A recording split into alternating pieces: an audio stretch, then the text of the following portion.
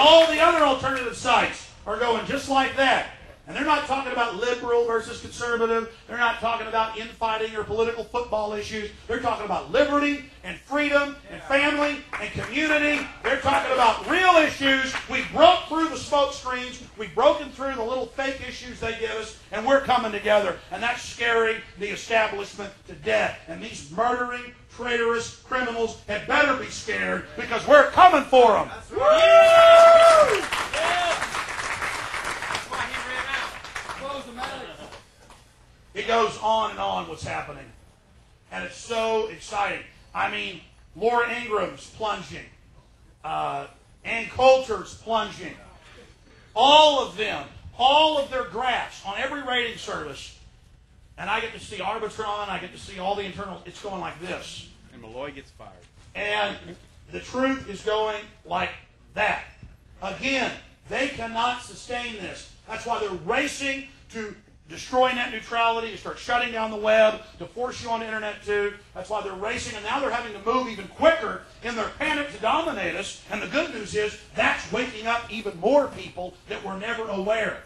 That's accelerating what's happening.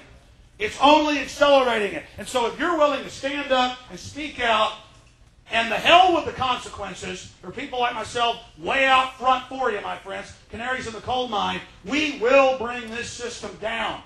And if they carry out a new terror attack, they'll get a few weeks of support, and then that will erode.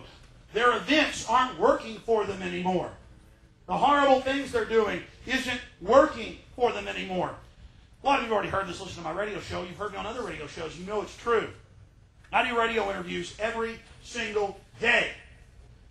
And the majority of the callers to those shows where the host is attacking me, whether it's in Rhode Island or Houston, Texas, every caller will sit there and agree with me, and they'll hang up on them, they'll hang up on them, and they'll hang up on them. They'll finally get one guy who doesn't believe me, and then they'll try to keep them on for 10, 15 minutes. Again, 4 or 5 years ago, that wasn't the case. The people instinctively now know the truth, and that's the best news I've got for you, is that with all this horrible stuff going on, and all these crimes these monsters have committed, their arrogance, their hubris has gotten away from them. Their intimidation tactics aren't working anymore. And they are the American Al-Qaeda. They are Al-Qaeda. They created it. Operation Cyclone.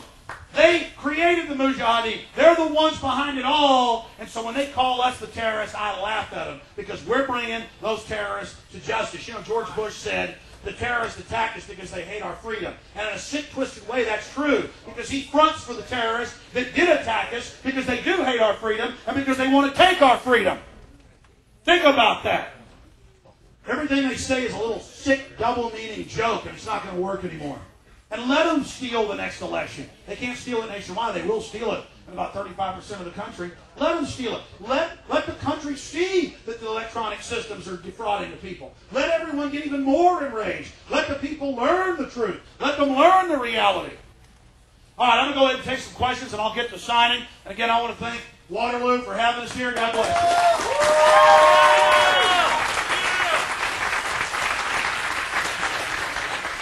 You know, if somebody's got a question, there's a microphone right here, folks. If you want to line up at it, we'd love to get your questions.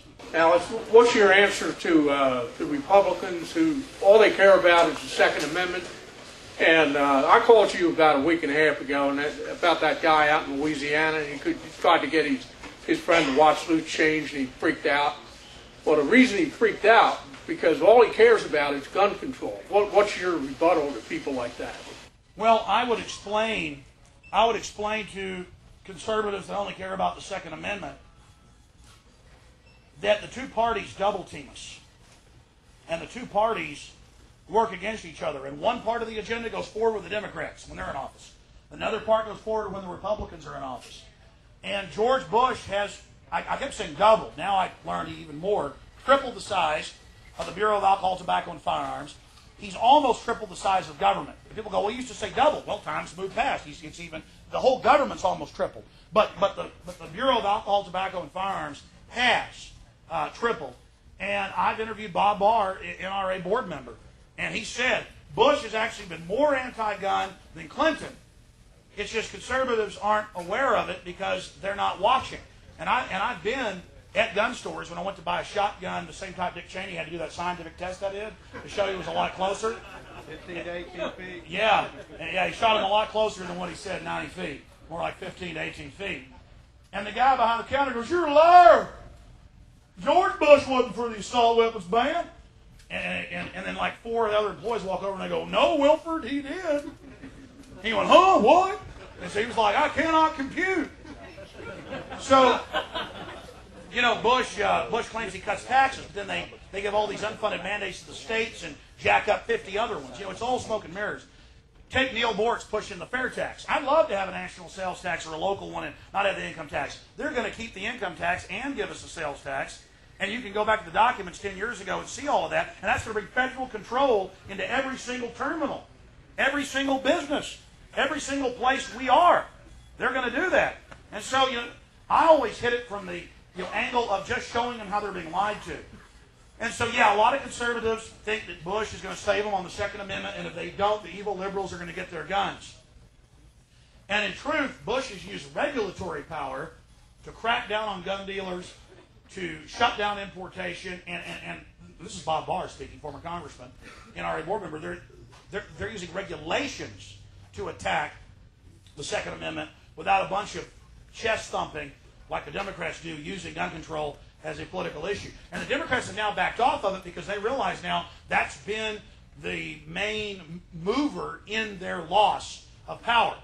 Because gun owners have said, "I'll let George Bush barbecue children on the White House lawn as long as I can have my guns." And so that, I would explain to them that way. That's the best way to do it. Thanks. Sure, go ahead, man. I want to know everything you know about the chemtrails that have been polluting this city. Well, I had a person call me today about chemtrails. And it's such a big subject. You know, I've done 1 hour and 2 hour and 3 hour shows on it. It's hard to cover it all just in 10 minutes, or even in 60 seconds. But clearly, everybody remembers 9 years ago, 8 years ago, when jets flew over, the trails disappeared in a few minutes. And now some days are up there for hours. And there's been scientists, there's been folks who study the weather, weathermen, women who've gone public. There have been climatologists who, NASA reported the Earth's now 20% darker than it was just a decade ago. And you can pull up that BBC NASA report.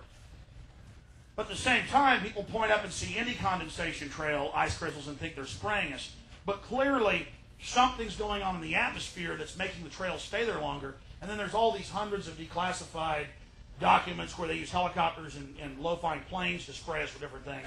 So there's definitely a program going on. But when people think that a plane's flying over us at 30,000 feet to spray us on the ground, that's not what's happening. And I've interviewed Ben Livingston, the father of weather weapons, who ran the Naval Weapons Research Laboratory. They were able to create or kill hurricanes in the 60s. So, a lot of it has to do with weather modification. And we know there's weird aluminum salts they're spraying out. Heavy, yeah. So there's something really weird going on. The problem is there's so much. What do you think about chemtrails?